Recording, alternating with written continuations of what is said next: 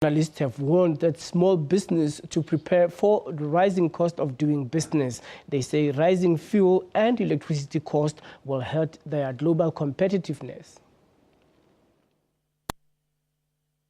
This year was a roller coaster for businesses due to the rise in fuel prices, import costs, electricity costs and input costs. This has increased the cost of doing business for SMEs.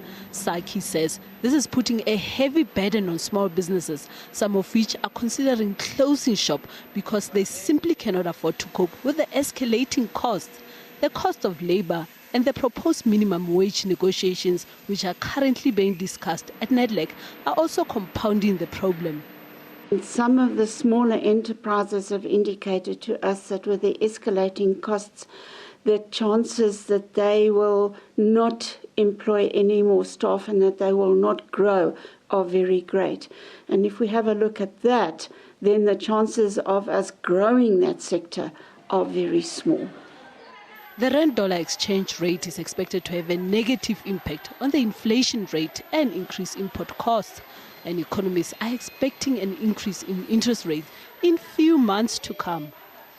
Take the rand, I think is a major bugbear there. The rand is depreciating. It's increasing the cost of the input on the production side. That means on the outgoing side, the cost of goods for a consumer point of view and in offshore markets, international markets, is becoming less competitive on a global basis. So yes, this is adding up a great deal. Then of course there's electricity. Eskom tariffs already up 12% and look likely, or they've requested, another 12%. That's going to make it very difficult, and once again putting a big thrust into the production side, into a big onerous burden onto the production side.